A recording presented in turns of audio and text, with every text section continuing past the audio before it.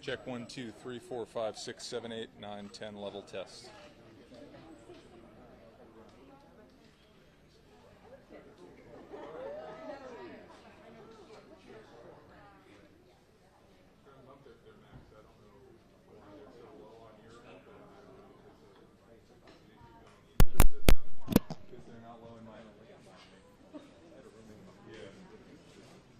Okay, if there's anything you can do on your end, try that because we're not lowering the camera, so. Okay. Yeah. All right, appreciate it. And that's going to direct as well, right? Cool, cool. Thanks very much.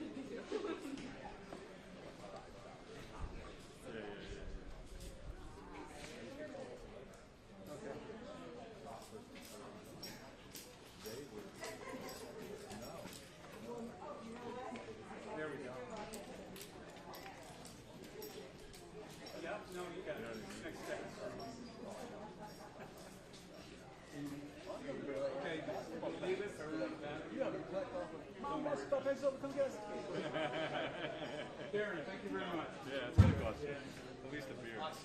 Thanks. Won't be the first time. Huh? Won't be the first time. Yeah, I think if you check my car somewhere. You good, Jim? Oh, thanks. You good? Yeah. Oh, my plug. Oh, Yeah. you want that right now? No. Good, because I can't walk back. But I'll remember, I'll set it aside. Yeah, keep an eye out for that windscreen. Yeah, I walked it like 3 times. I didn't see it, so. All right, I'm going back to the truck. Give me a call if you need anything.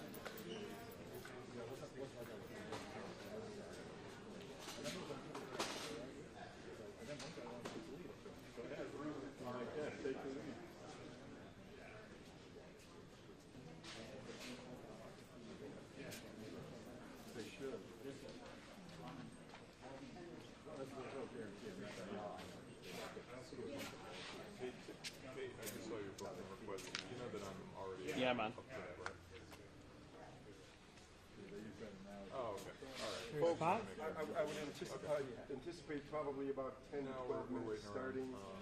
It's all important. Thank you, everybody, for migrating over. Appreciate it. Okay, just wanted to make sure I didn't miss When any we message start, about, for folks who are live streaming, Mayor Brown will open. must have responded to my letters. Police Commissioner Joseph Grimalia will speak second. Anticipate Erie County Sheriff John Garcia third. Then I would anticipate Governor Kathy Hochul. And after that, there may be one or two others. And once we're done going through the lineup, we'll open it up to Q&A. Again, thanks everybody for making your way over, and we'll start shortly. Okay? Thank you.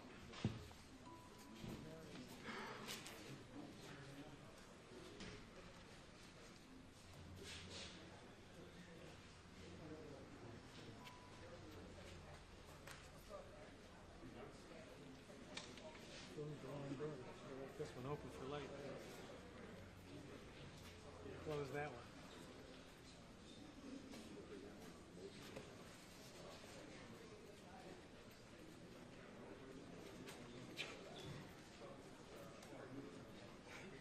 Smart one. On the same side of the street, on the other side.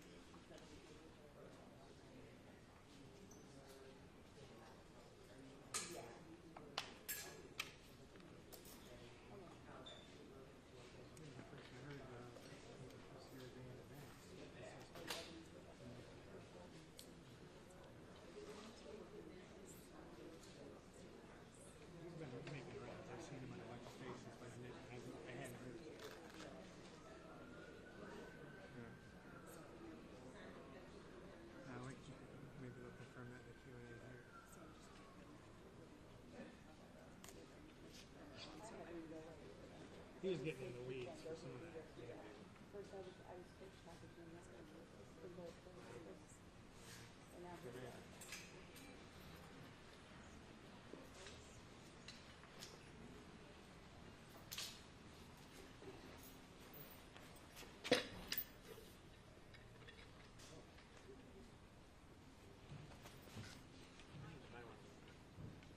You want to use this? You can.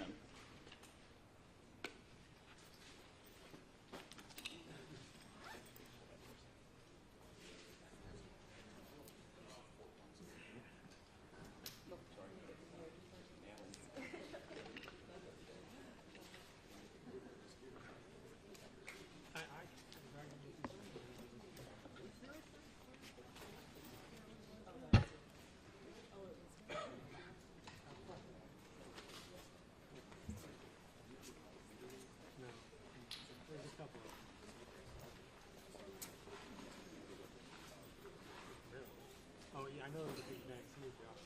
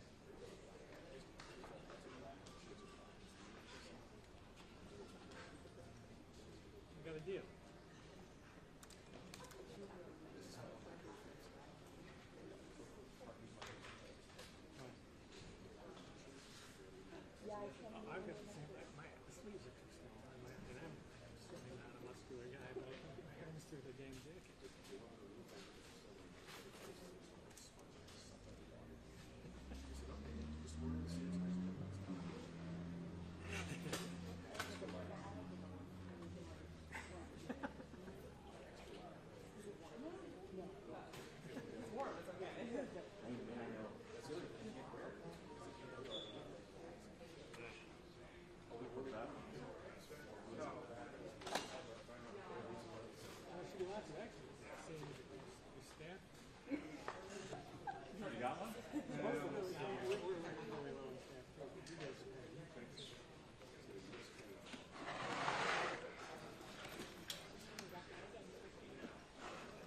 That used to be graded. Used to be everywhere.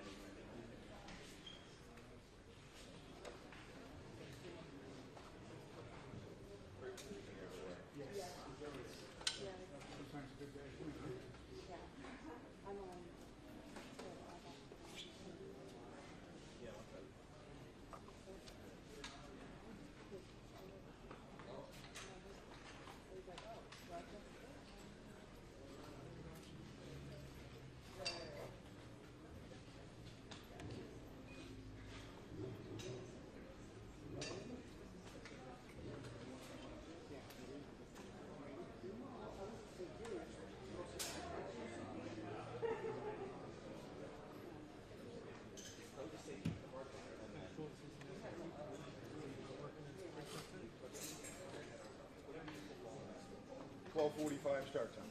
12:45.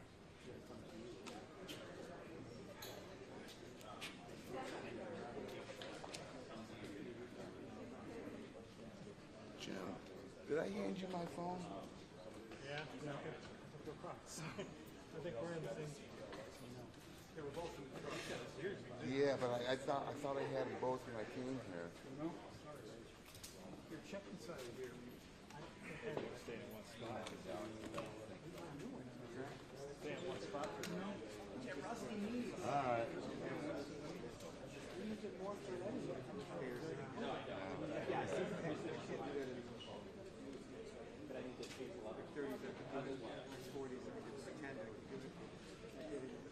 It's never good getting down on my knees, even in my 30s.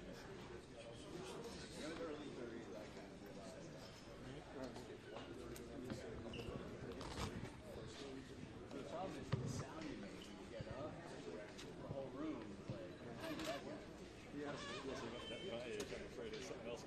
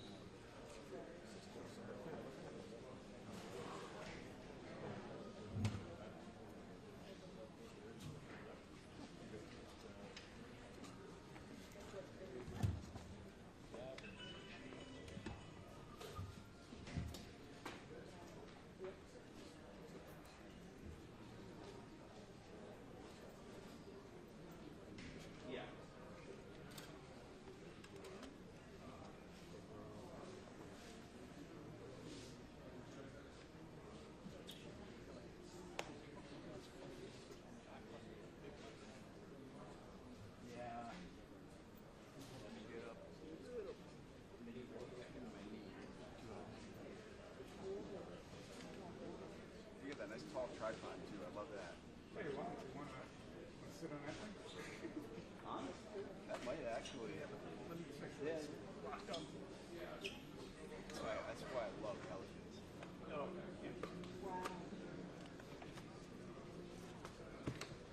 Shoot hockey.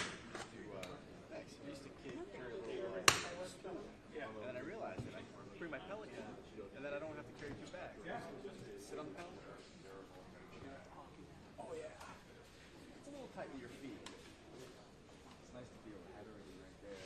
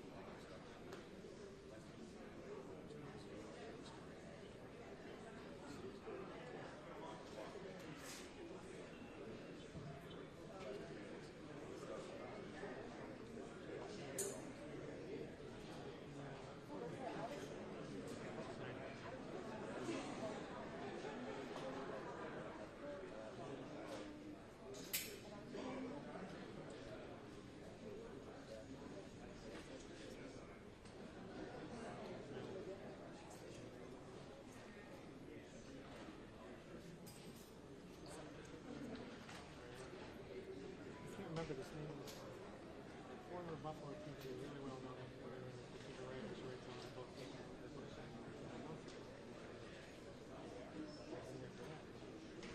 About to apply.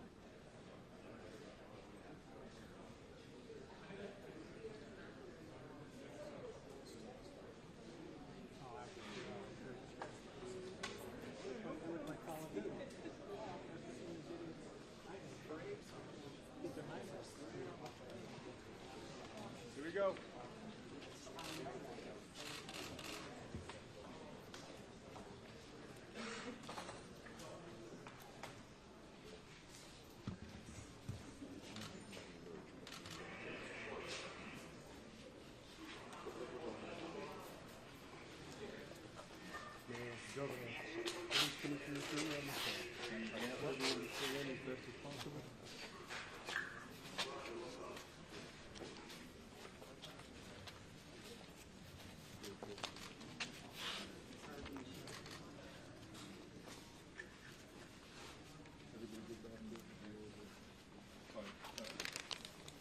Everyone set?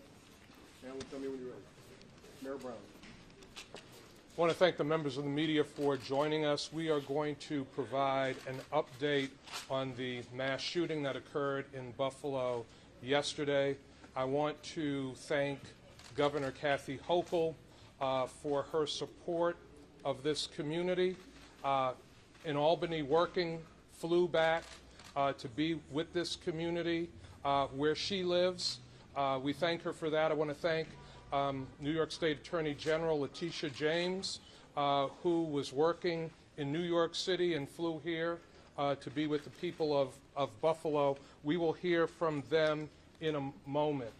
I'm going to have some opening comments and then turn things over to Buffalo Police Commissioner Gramaglia. Commissioner Gramaglia will introduce other law enforcement speakers, and then I will come back and introduce the Attorney General and the Governor. There have been many elected officials in the local community who have been active and involved with this horrible situation. We have received calls from elected officials, from business leaders, and others from all across the country and internationally as well. I want to recognize that Congressman Brian Higgins is with us. The U.S. Attorney for the Western District, Trini Ross, is with us. New York State Senator Tim Kennedy, who was on a trip with his family, flew back to be here in Buffalo, is with us. And South District Council Member Christopher Scanlon is with us. As I mentioned, we have heard from a lot of businesses locally and in other places that want to be helpful to the families that have experienced this horrible tragedy.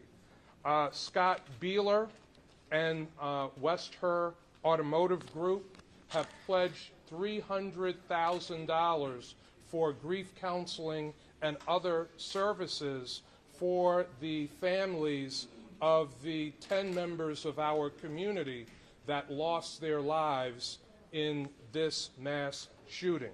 I want to thank Scott Beeler and West Her Automotive Group for that commitment. Zephyr and Cross Country Mortgage. Zephyr is a new company that will be opening in the city of Buffalo.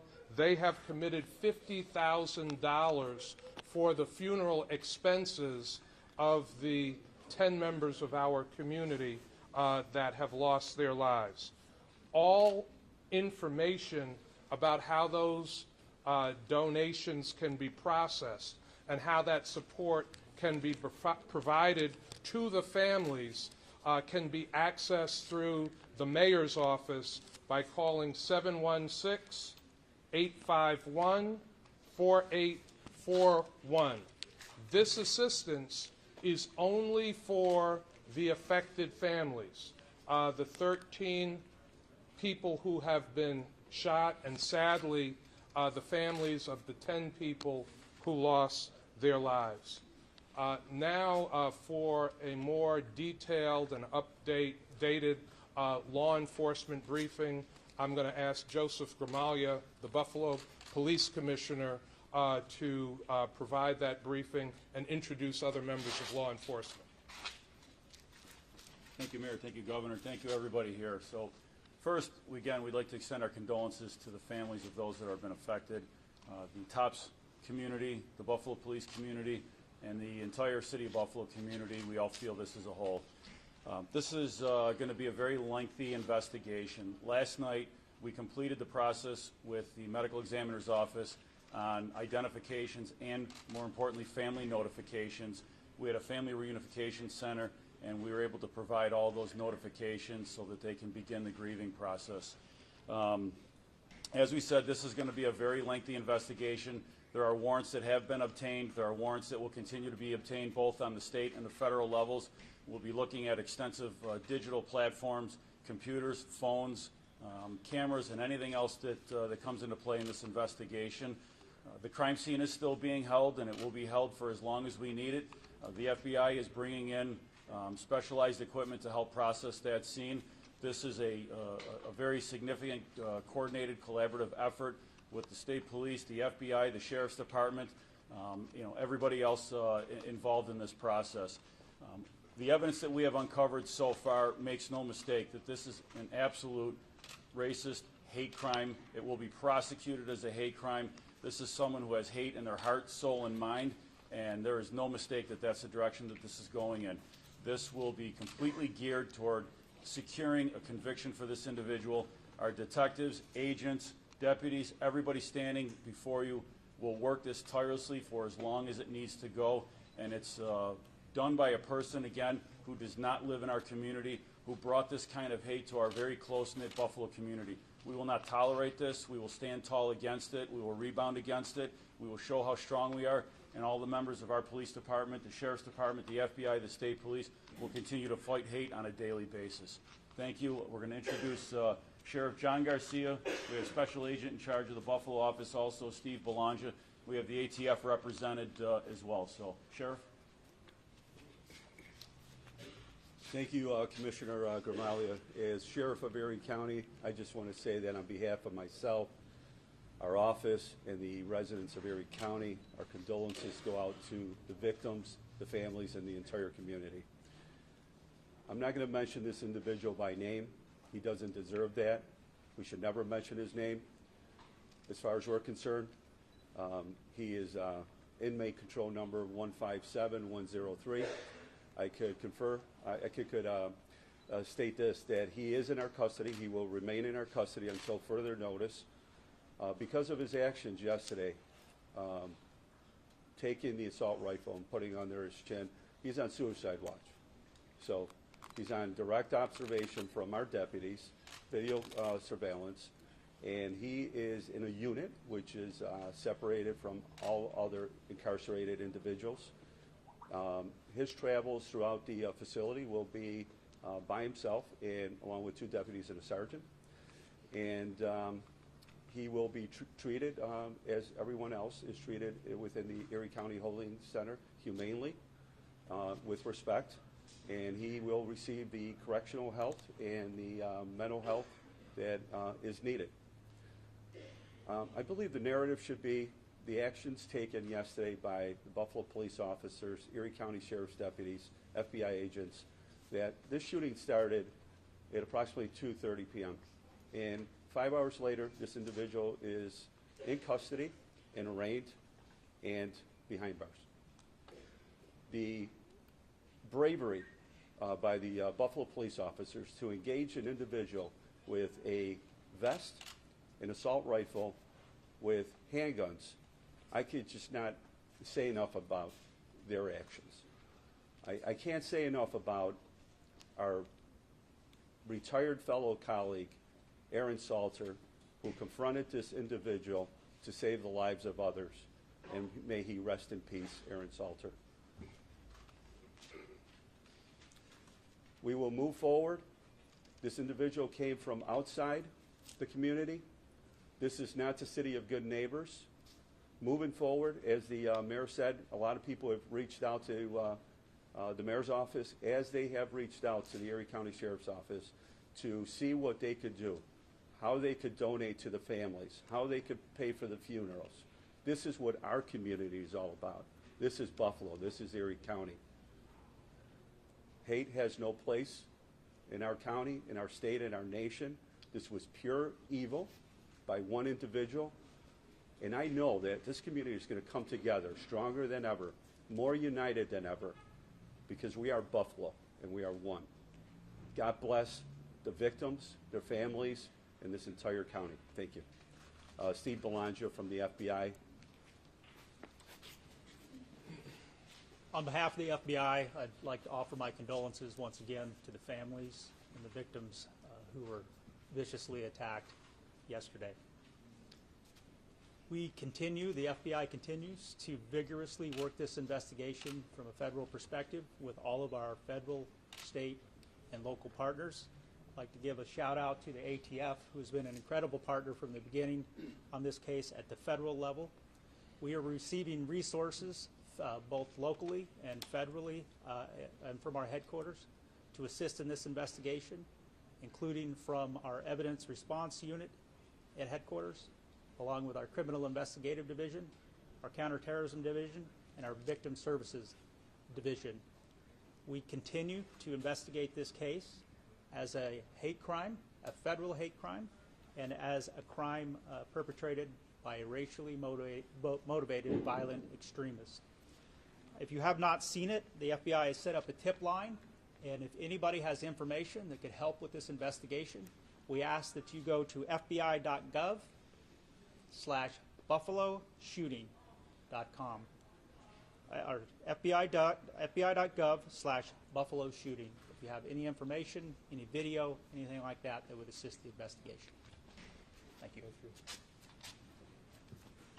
Again, I want to thank law enforcement at every level, federal, state, Buffalo Police, Erie County Sheriff's Department, for their tremendous response.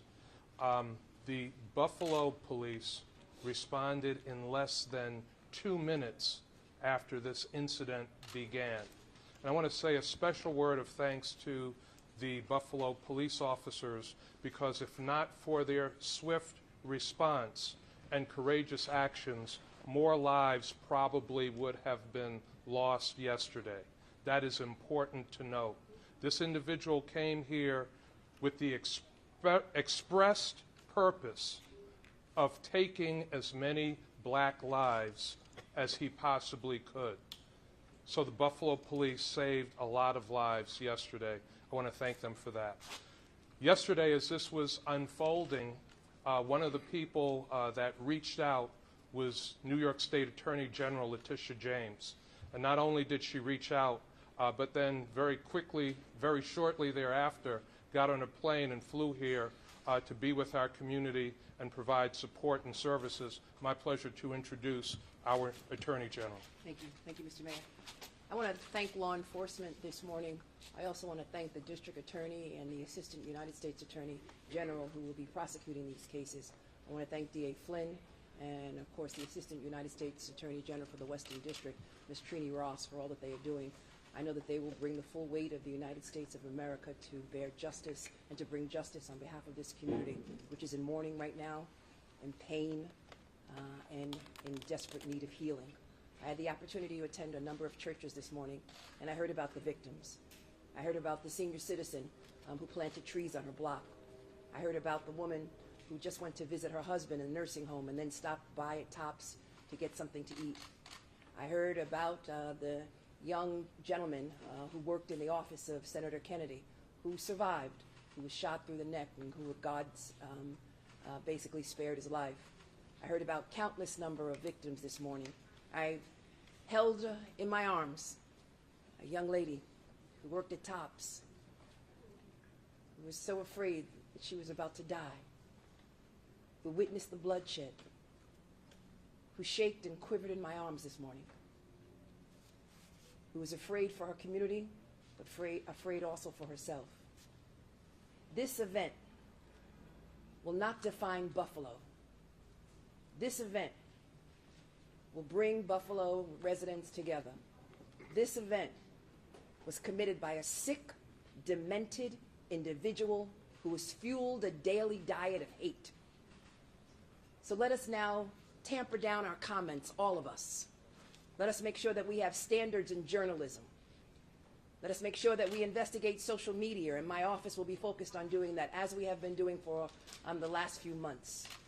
And let us come together as one, and let us put aside any differences, and let us all stand and remember the words of Dr. King, that love, only love, will overcome hate.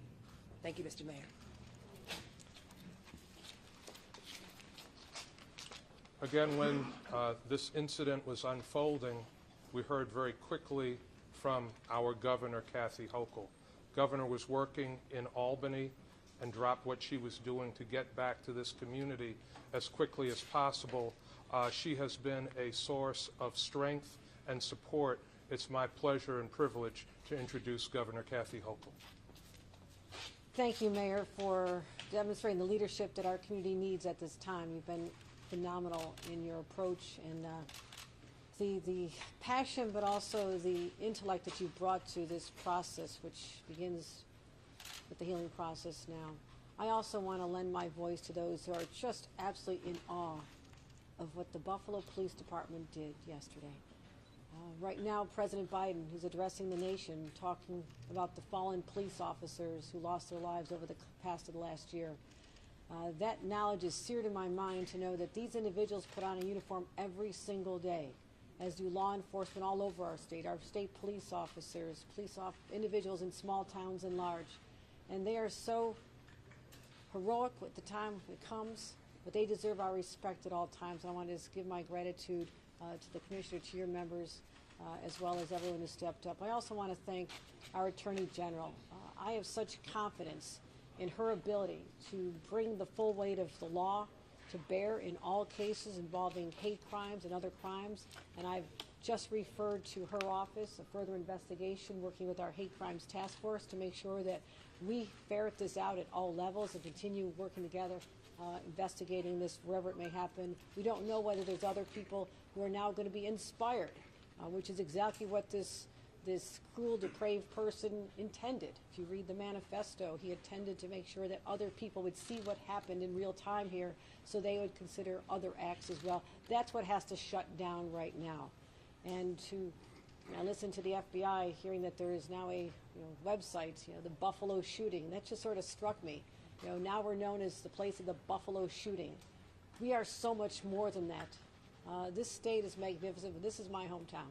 People know I know this neighborhood. This is my community. These are my friends.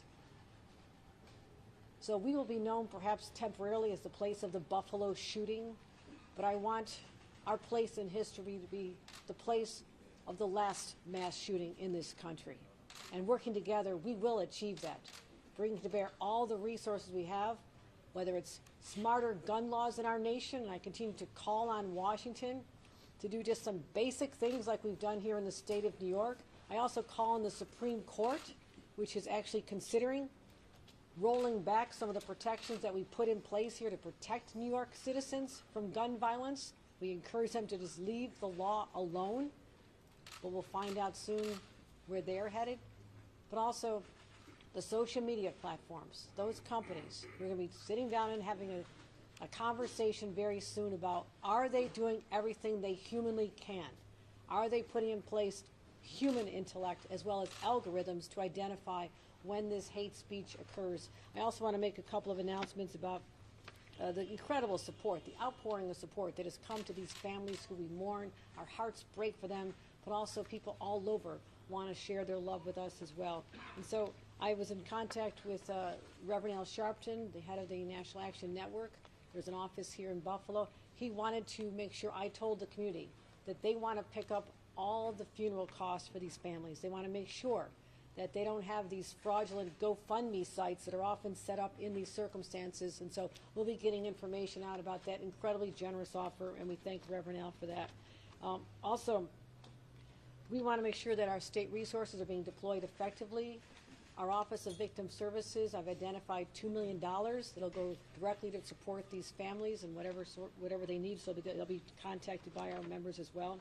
We have counselors available 7 days a week at our New York Project Hope Line, which is a phone number people can call if they just need to talk to somebody, if you don't want to go in person, if you just want to talk about what this has done to your sense of security, if you need that extra help from a mental health counselor. And also we have a separate fund that goes to communities that are affected by gun violence overall, communities that need that sense that they're going to be okay. And I want to make sure that all of our state resources are available for that as well. One last area that is also of concern to me is the access to food in this neighborhood. We now have a food desert. So we are in touch with Uber and Lyft, and they have offered to take people from these zip codes if they need to go to a grocery store in another area, because a lot of people in this neighborhood, they walk to the grocery store. They don't have transportation. So to those families, we'll be reaching out and making sure the information is there on how to get access. And I thank Uber and Lyft for providing these resources, as well as I understand that this is a crime scene, but as soon as we can get this store open, available to the neighborhood, is going to be critically important to the well-being and the sense of getting back to normal. So I ask our law enforcement partners to understand that this community does not have a lot of options. This neighborhood does not have a lot of stores to go to. We want to make sure that their lives, the disruptions that the disruption of yesterday does not continue day after day. It was a constant reminder of what pain this community just endured. So I thank everyone. We're going to continue to be issuing information as we get it, but I want to thank the community for stepping up. This is what Buffalo does. This is what New York State does. We step up. And to anyone else, and this is my last message, anyone else who dare break the security that every citizen is entitled to make them feel victimized, you've just picked a fight with 20 million New Yorkers, because we will continue to stand up, because an attack on one is an attack on all. And this was no other way to describe it than white supremacy terrorism. It's racism, it's hatred, and it stops right here in Buffalo. This is the last stop you're going to have, because we are coming after you. Thank you. A couple of other points before we open up for questions. The governor mentioned crisis services and the importance of grief counselors. All of us went to church together this morning. The governor, Attorney General James, Congressman Higgins, Senator Kennedy, and I, and we got to see some of the grief that is in this community, some of the raw emotion and pain and anguish that people are feeling. Also available, Erie County Executive Poland Cars has set up grief counseling at the Johnny B. Wiley Athletic Center on Jefferson Avenue. That grief counseling is available until 9 p.m. tonight, and it will be available tomorrow from 9 a.m. to 9 p.m. At the Johnny B. Wiley Athletic Center on Jefferson Avenue, right down the street from where we are. We know that there were a number of people that witnessed this incident, that feel traumatized by this incident. It is open to anyone, including law enforcement, that would like to see a crisis counselor. Also, for others that can't get to that site, crisis services is available. That number is 716-831-3434. Just as I conclude, want to mention that we have been joined by Maston District Council Member Ulysses Wingo, Niagara District Council Member David Rivera, and Buffalo Urban League President and CEO Thomas Buford, other members of the Buffalo Urban League, and the Urban League Crisis Services team that has been in the community over the last 24 hours. Again, we are Buffalo strong. We will pull together as a community, and as we grieve and as we express our deepest and most heartfelt prayers to the families of those who lost loved ones, we as a community will rise again stronger than before. We'll open up for your questions. Commissioner Gramalia, you mentioned that there are state and federal warrants going out. Who are they for, and what are they regarding? Right now, warrants are being obtained for his home. Warrants are being obtained for the vehicle. A warrant was executed on the vehicle. Again, there's social media platforms, there's a computer, telephones, and then any other digital footprints that might come along, or digital technologies. So are there any other individuals that you're looking into? At this point, the investigation is showing that he did this by himself. We are, again, looking into some other aspects that we're not going to get into. I'm not going to share at this point. But this was a lone act here, but we are looking to anything that comes up. CNN over here. Commissioner, I'm wondering if you can give us a timeline. You know, you said this morning that he was here previously. Have you been able to build out a timeline from the last 24 hours, 48 hours of this movement? So he was in the Buffalo area. He was right in this area the day before. The warrants on social media platforms, GPS technology, that's going to help us put a much better timeline. We have identified some of the locations that he was at. We know he did some reconnaissance on the area and in the store. But as far as the timeline of when the act took place, the first 911 call came in at 2:30 p.m. yesterday. Our patrol officers were on scene at 2:31, according to our CAD yesterday. The officers immediately engaged the subject. As was said, he put the gun underneath his chin, and our officers very courageously used every de-escalation tactic that they could. They talked him down. It was a pretty one-sided fight there with the armor that he had, and they were able to safely take him into custody with no further shots being fired. It was just a tremendous act of bravery. Did he interact with anyone at the tops previously? That I'm not going to disclose. That's all part of the investigation. And I have a question for the U.S. Attorney. How quickly do you think we'll see federal charges here in this case, the federal hate crime charges? We understand the urgency of the situation. I have surged our team to work on warrants and to work with our law enforcement partners. We will bring charges as soon as we know we have the evidence to support them. Jennifer? The Attorney General gave us a little bit of information about the victims. What else can you tell us?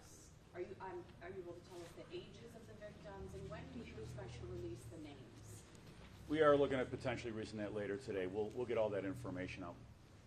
Commissioner, there's a lot of people on the street who are relaying to us frustration with the fact that the shooter, surrendered peacefully and saying things, pointing out that, that black men, often in conflicts with the police, have been shot for much less. Can you just respond to that criticism that is out there, or maybe this frustration in the community that we're in? Any opportunity that we have, and that's what we teach to de-escalate a situation, we are not looking to shoot anyone.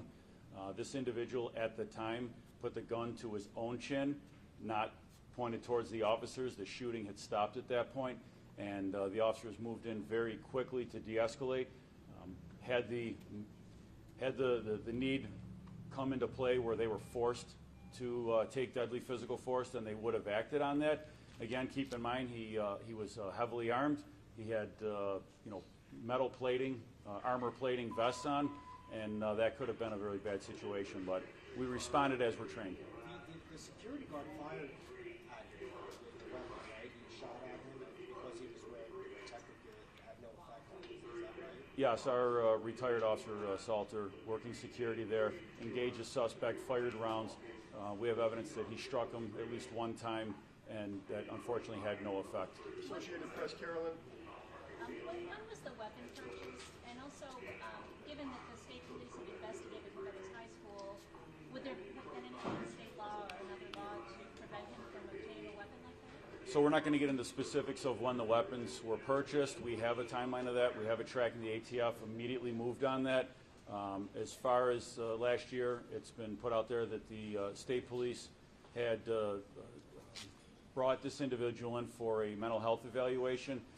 He went to the local hospital. He was there for, the information we have is about a day and a half, was evaluated and then released at that point. So, Sir? Question for the governor. We're coming on 10 years since Sandy Hook, when everyone said this will never happen again. The political environment is now probably even more difficult for the proposals that you're mentioning. What are you going to do differently? I'm going to keep fighting. Our proposals make common sense. I'd already pre-planned to announce a number of safety measures to protect New Yorkers on Tuesday. I'm going to continue with that press conference to make sure anytime we find a loophole that we close it quickly. There's actually guns. They're called AOWs, any other guns. Believe it or not, they look like an assault weapon, but they don't fit the description of laws right now because the criminal mind is very diabolical. And just like with ghost guns, years ago, no one would have thought of what a ghost gun is, that you can literally order online the components of a gun that could take people's lives. I just signed a law outlawing that. So we're always trying to stay ahead of the criminals. When we find out that they take advantage of loopholes in our laws, then I'm going to keep closing them. But this also calls for a national response. What was used was not able to be purchased legally in the state of New York. The basic gun was, but the high-capacity magazine associated with it had to come from another state because it is illegal in the state of New York. We need a smart national policy, and let's start with something as what I would say in the no-brainer category after Sandy Hook. Shame on this country, shame on Congress at that time for not passing something as basic as a background check. So I'm ready to recharge that conversation. Yes, it's a challenging time politically, but that doesn't mean that we should stand down and let the criminals win. Have you heard any offers of cooperation across party lines, across the traditional divisions on this issue? No, but I expect to hear from them because these are their constituents as well. They represent other New Yorkers, other people across this country. And this is a time when, regardless of your political philosophy or registration, Leaders need to lead.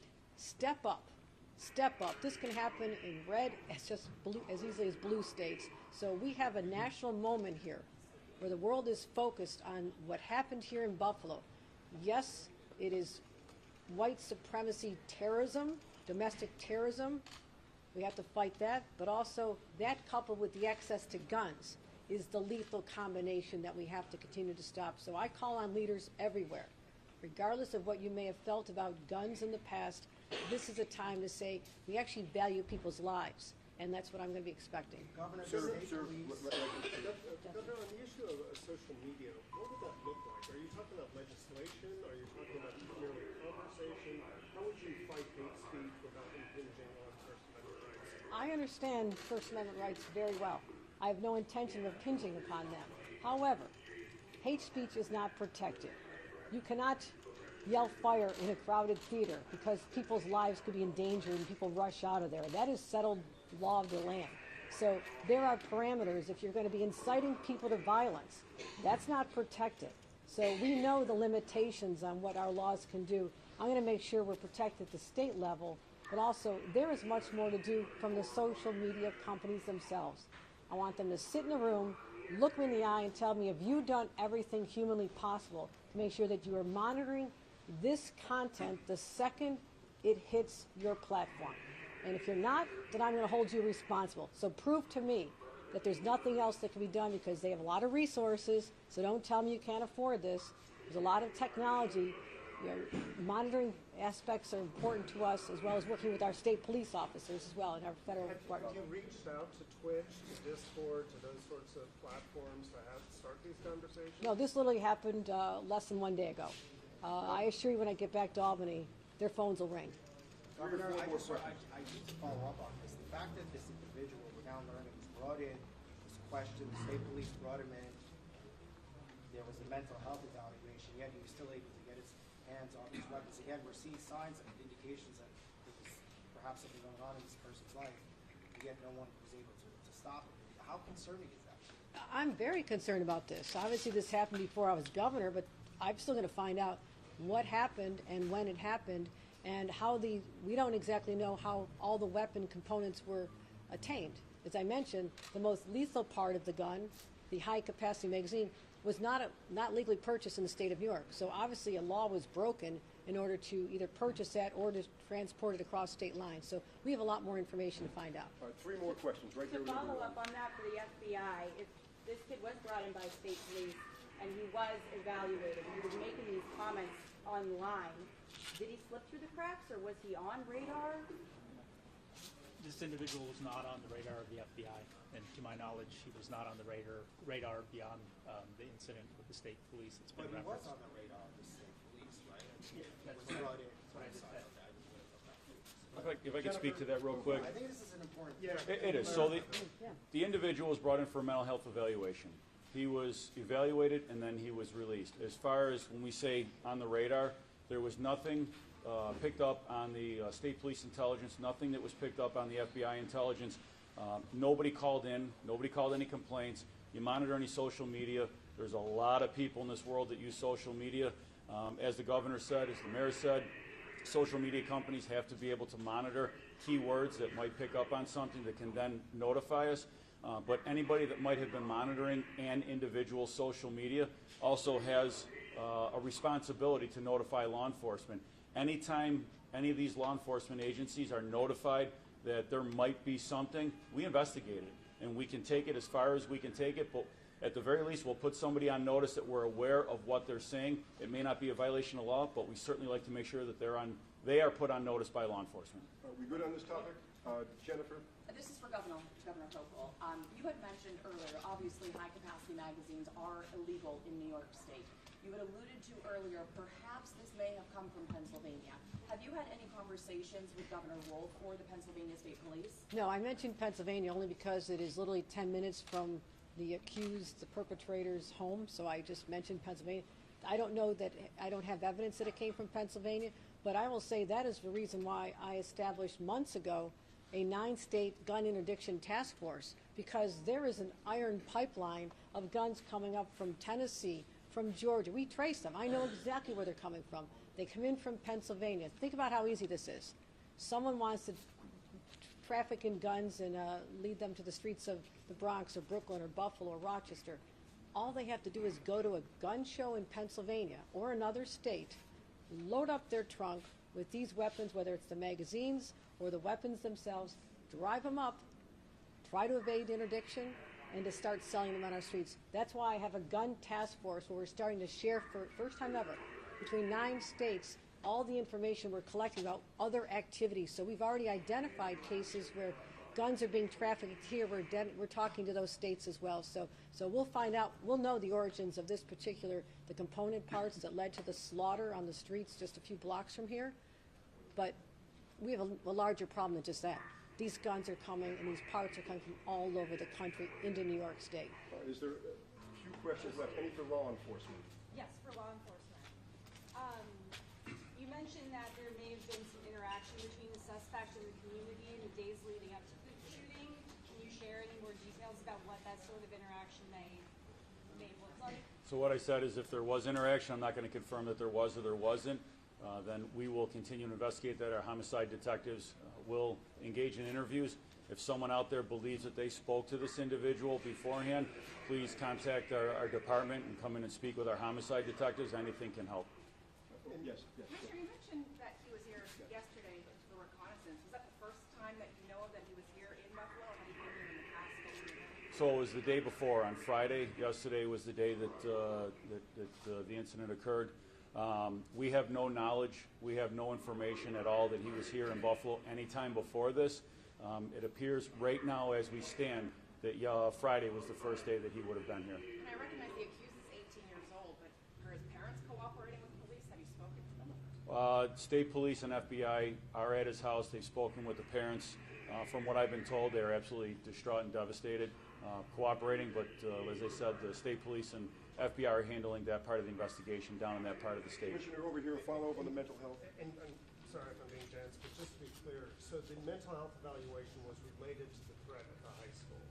And when was that? And when was that? That was back in June of last year. So June of last year, he makes a threat at the high school. He's brought in by state police for a mental health evaluation at that point. Yeah, from what I have, it was a generalized threat, not a specific threat directed at a specific place or person. Based on a I'm sorry? Was it a racist threat? No, it was not. The state police responded. They investigated, they interviewed the subject, and they felt it was appropriate at that time to have that individual brought in for a mental health evaluation. The state police did their job to the fullest that they could at that time. And this was in Conklin? This was in Binghamton? Where did that mental Down in his hometown area, in his home district. Thank you, everybody. Has that manifesto been authenticated by? We have it. We're not going to comment any further on that, but we have it's being evaluated at all levels of government. Thank you. Go ahead. Just one weapon so far that's been seized? There were 3 weapons. There were 2 in the car and 1 in his possession. What were the 2 in the car? One was a rifle, 1 was a shotgun. And it was a Bushmaster that he committed the crime with? He had an AR-15. Thank you, everyone. Thank you. Appreciate it. Thanks, Mayor.